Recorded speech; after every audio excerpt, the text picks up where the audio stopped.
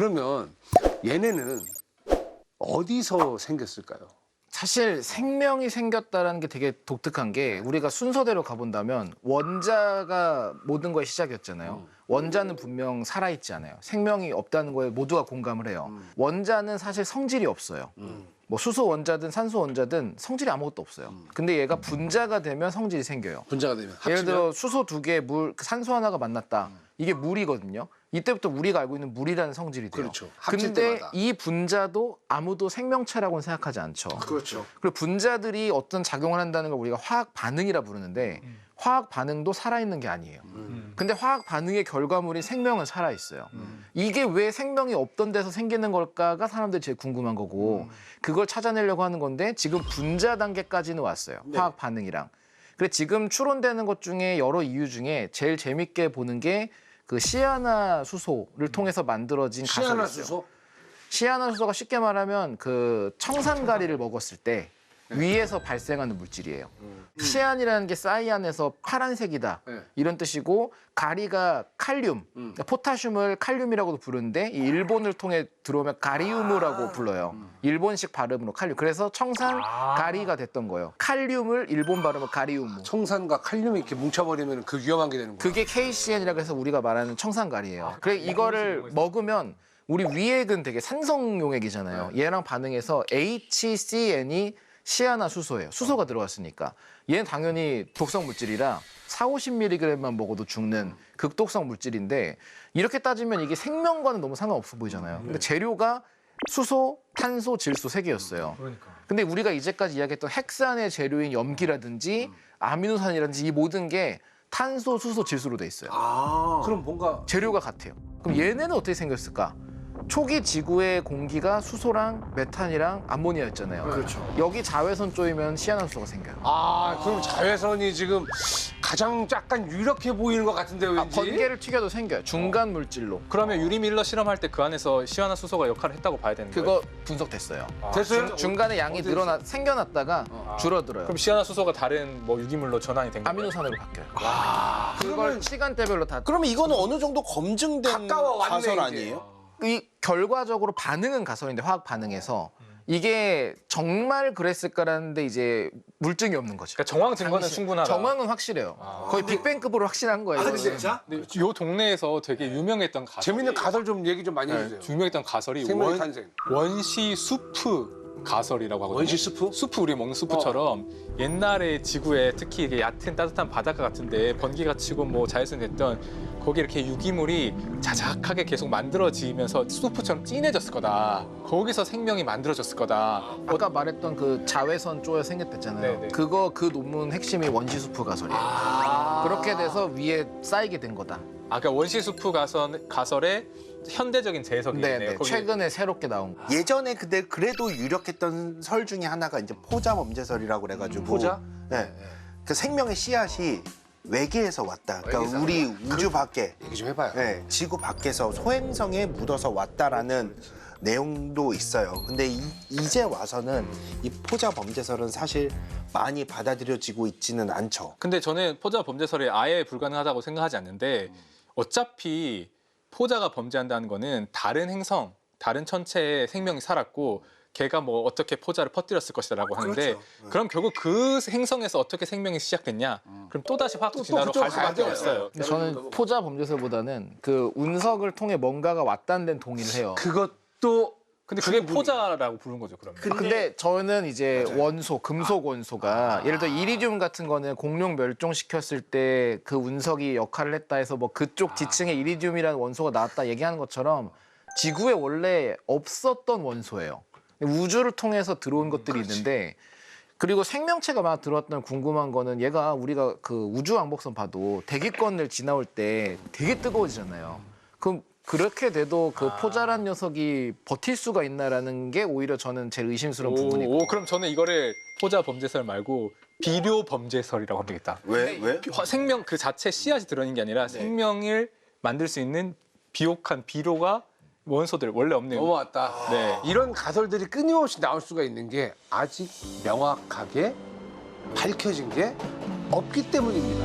어디로 가야 하죠 아저씨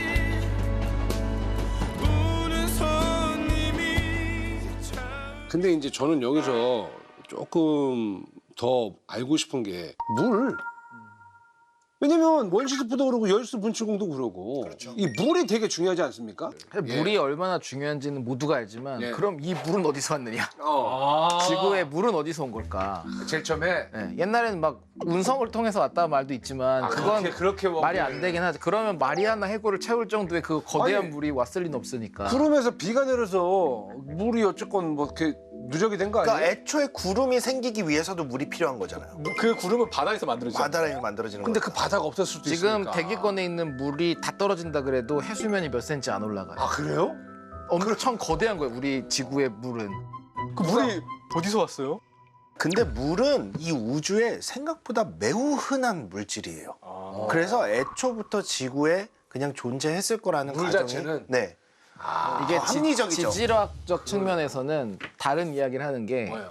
지구가 옛날에 뜨거웠을 거다. 예. 뭐 명왕누대라 불러서 그때는 이산화탄소 농도가 지금 우리 한 2배만 올라가도 지금 큰일 났다는데 엄청 많이 현재 10만 배가 높았어요. 10만 배. 옛날에. 그래서 200도가 넘었어요. 지구 온도가.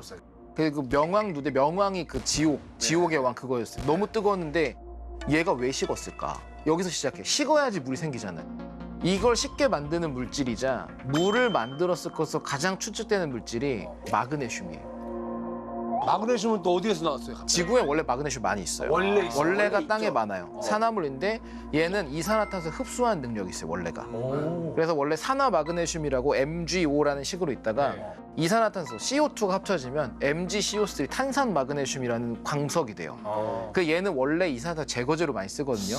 얘가 이산화탄소 점점 제거하면서 차가워지는데 지구 속에는 그 마그네슘 하이드레이트인가 해서 그 광석 질량의 한 11% 정도의 물을 원래 가지고 있는 광석이 있어요.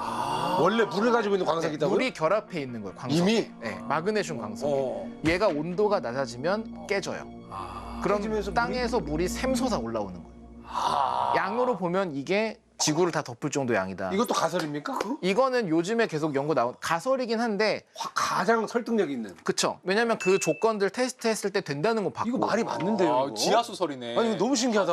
그 물을 품고 있는 그 광석. 그 다른 행성도 네. 보통 내부에 물이 있잖아요. 물이 많아요. 내부에. 네.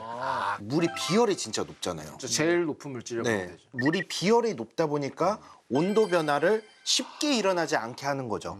그러다 보니까 안정적으로 무언가가 화학적으로 반응이 일어날 수 있는 환경도 제공을 할 수가 있는 거고 또 물의 진짜 희한한 특성이자 가장 중요한 특성이 있는 게 뭐냐면은 물은 고체로 만들어지면은 부피가 커져요. 얼음을 물에 넣으면 어떻게 되죠? 뜨잖아요. 뜨잖아요. 그 얼음이 뜬다는 거는 그 아래가 액체 상태로 존재할 수가 있다는 거예요. 그래서 수중에 생명체가 존재할 수 있다는 거죠. 우리가 외계 생명체 편 얘기했을 때 예를 들어서 목성의 그 위성인 유로파나 토성의 위성인 엔셀라두스도 표면이 얼음으로 덮여 있잖아요. 하지만 그 안에는 바다가 있을 것이다 라고 생각을 할 수 있는 이유가 물의 특성 때문에 그런 거죠. 와, 근데 이게 정말 중요한 포인트 같은 게 생명이 작동하려면 안에서 화학 반응, 우리가 생화학이라고 하는 화학 반응이 잘 일어나야 되는데 이 화학 반응이 온도에 너무 영향을 잘 받잖아요. 그래서 온도가 올라가면 위험한 게 이 화학 반응이 다 꼬여가지고 생명 시스템이 망가질 수 있으니까 체온이 유지하는 게 되게 중요한데 그게 물이 조절해 주는 거죠. 근데 물이라고 하는 것 자체가 비열이 높아서 물 속에 들어가 있는 거에서 온도 변화의 효과를 완충해주고 그렇죠. 그리고 얼음이 뜨니까 대기 중의 온도 변화의 효과를 얼음층이 또 완충해줄 수 있겠네요. 정말 적절한 온도가 딱 맞아진 물에서 뭔가 또 이런 반응이 생기면서 생명에 대한 뭐 이렇게 자료들이 슬슬 이제 등장하기 시작한 게 아닌가. 정확해요. 왜냐하면 그 물에 우리가 이제까지 이야기했던 핵산이나 그렇죠. 단백질이나 탄수화물 같은 놈들이 다 잘 녹아요. 그러니까. 그래서 스프처럼 된 거고 이게 계속 높아져 많아지고 많아지다 보면 결국에 중요한 거는 얘가 주머니를 만들어야만 세포가 돼요. 커피도 간단해 보이지만 이게 700에서 1000 종류의 화학물질이 뒤섞여 있어요. 커피 속에. 오히려 생명체도 이거에 비하면은 초기 생명체는 간단할 수도 있거든요. 이게 주머니가 어떻게 되느냐. 코아세르베이션이라는 현상인데 주머니들이 동글동글동글하게 생겨요. 그리고 이 주머니 속에는 그 아까 말했던 물질들, 단백질이나 탄수화물 이런 것들이 갇히게 돼요. 밖에는 그냥 물이고. 이게 우연히 만들어진 수없이 많은 주머니 중에서 이 속에 RNA의 재료들이나 아미노산이나 이런 게 갇혀서 작용을 하기 시작했다. 얘가 유지가 되는 게 최초의 세포가 됐을 거라고 생각을 하고 있는 거예요. 그 이름이 코아세르베이트예요? 네. 코아세르베이트가 그러니까 막이 없는 세포 주머니? 아, 막은 있어요. 막은 막은 있는? 있어요. 예. 어. 막이 지금이랑 똑같은 그런 지질막이다라는 보장이 없지. 세포막은 어쨌건 다른 거겠네. 그건. 그렇게 되면은 거기 겉에는 당연히 세포막이 달라붙을 수 있어요. 막이 이제 왜냐면 그 상이 달라붙는다. 분리돼 버렸기 때문에 거기 주변에 이제 아까 말했던 이중막을 만들어야만 지질들이 갈 데가 생기는 거라서. 근데 지질이 없어도 코아세르베이션은 될 수 있고 될 수 있어요. 코아세르베이트는 만들어질 수 다른 있지만 재료들. 그러니까 최초에 지금 그 세포 기원을 찾아갈 때도 코아세르베이트에 대한 어떤 그런 생각도 하고 있긴 있어야겠네요. 유력하게 하죠. 왜냐면 그러니까. 구획을 어쨌든 구분을 해야 되니까. 그러니까요. 이 죽이 아니라 약간 덩어리 형태가 되는데 그게 가장 쉽게 될 수 있는 게 상분리기 때문에. 여기서 되게 중요한 개념이 자기조직화라는 셀프 오가나이제이션이라는 개념이 굉장히 중요한데요. 우리가 눈송이 이렇게 한방 눈 펑펑 올 때 보면 진짜 이렇게 애니메이션 같은 게 나온 것처럼 눈 이렇게 예쁜 모양 같은 게 이렇게 생기잖아요. 결정 있지. 그게 눈 결정이라고 하는 게 결국 물 분자가 누가 이렇게 조각해 준 게 아니라 자기 스스로 조직화돼서 아주 복잡한 무늬를 만드는 그렇죠. 거잖아요. 문양을 만들었죠. 그런 게 이제 일종의 자기 조직화 현상인데 우리가 어떤 물질들을 잘 섞어주면 그 물질들의 물리화학적인 특성들 때문에 자기끼리 뭉치는데 그 뭉친 결과로서 자기 복제를 할 수 있는 그러면 그게 생명의 시작이지 않았을까. 어쨌건 이런 과정들을 거쳐가지고 최초의 세포가 되는 데에는 시간이 얼마나 걸릴까요? 최초의 세포가 되는데. 명왕 누대가 끝난 게 한 40억 년 전쯤에 끝나잖아요. 그때쯤 되면 지구가 이제 어느 정도 안정화되고 막 바깥에서 소행성들 막 폭격하는 것도 이제 적어지고 하는데 그리고 나서 거의 바로 생명이 생깁니다. 아 진짜? 놀랍게도. 잠깐만. 그러면은 이거 소행성 폭격이 좀 약간 이게 그러니까 비료 있겠는데, 아까 좀? 얘기하신 거 비료 엄청 맞고 나서 비료설이 괜찮은데요? 자, 바로 생겼대잖아요. 그러니까. 그리고 한참 있다도 아니고 그냥 뭐 소행성이 좀 막 폭격 끝난 다음에 바로 생겼다. 근데 그때 진짜 엄청 두들겨 맞았거든요. 소행성한테 정말. 그 소행성이 알고 보니까 마그네슘에다가 물 잔뜩 넣어가지고 때린 거예요. 근데 제가 그 진화 생물학자로서 제일 미스터리한 부분이 이 부분이에요. 얘기해봐요. 왜냐하면 단세포 생물이 우리 같은 동물로 진화하는데 30억 년 걸리거든요. 근데 저는 단세포 생물이 동물 되는 것보다 무생물에서 생물이 나오는 게 훨씬 더 일어나지 않을 법한 더 오래 걸릴 것이다. 더 가능성이 낮은 오래 걸릴 것 같거든요. 그렇죠.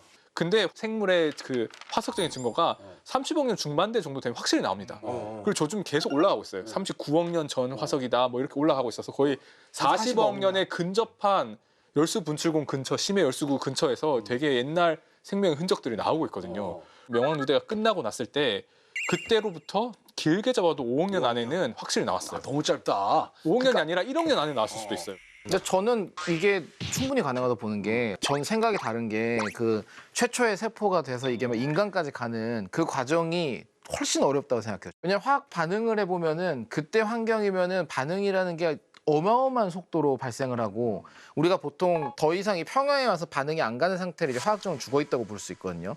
당시에는 이 극단적으로 에너지 높은 상태여가지고 반응이 일어나 뭔가 변화가 그리고 또 많이 필요도 한 것도 아니야. 최초에 몇 개만 딱 생겨버리면 거기서 이렇게 뻗어나가는 거잖아요. 그래 오히려 충분하지 않았을까 시간이. 사실 시스템이 복잡해질수록 시간은 오래 걸려요.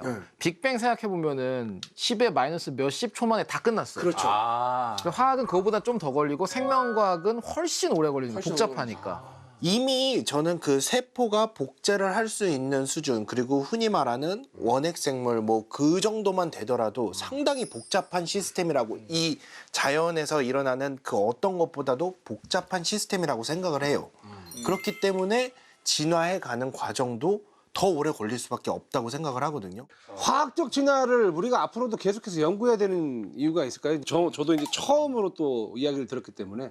결국에 가장 큰 건 거기 산이 있어서 올랐다라는 말처럼 생명체가 태어나 지금 우리 현세까지 오기까지의 과정을 밝히는 데 있어서 마지막으로 우리가 모르고 있는 곳이기 때문에 그냥 인간이라는 생명의 근원을 이해하는 과정일 수도 있고요. 그리고 저는 개인적으로는 생명을 밝히고 이해를 해서 만드는 단계가 된다면 그 다음으로 남아 있는 게 영혼이라든지 아 영혼 그런 세계에 그렇지. 이제 본격적으로 이해하고 도전할 수 있는 준비가 그때 된다고 야, 생각합니다. 과학자가 이제 영혼까지 건드리겠다. 영혼도 물질일까? 이런 영혼도 생각을 물질 해보니까 그러네. 영혼을 액화시켜서 병에 담을 수도 있을 거 아니에요. 그 모아놓을 수도 있고. 저는 진화 연구자인데 어쨌든 진화 연구의 끝판왕은 화학적 진화 같아요. 근데 그 부분에 대해서 우리가 정말로 알고 있는 게 별로 없어요. 찰스 다윈이 발표한 1859년에 발표한 진화 생물학의 교과서 제목이 뭐냐면 Origin of Species예요. 종의 기원이에요. 생명의 기원이 아니에요. 그 종 이전에 최초의 생명이 어떻게 생겼는지를 얘기하려면 진화와 생물학적 진화를 넘어서서 화학자들에게 어떻게 보면 의지해서 그 과정이 어떻게 일어났는지를 결국 네. 이 얘기야. 너한테 달려 있어. 네, 화학자들이 말하자면 생물학자들이 어떻게 보면 스스로 풀기는 힘든 요 제일 중요한 첫 번째 퍼즐 조각. 그 퍼즐 조각을 맞춰야 되는 게 우리 이번 21세기의 중요한 과제 중 하나다. 종, 물질, 천체, 우리나라 생명만 당신이 좀 어떻게 맡아줘. 이거예요, 이거. 결국에 이거예요. 역시 장홍재의 세상이 될 겁니다. 아, 좋아. 기쁜 시간이었어요.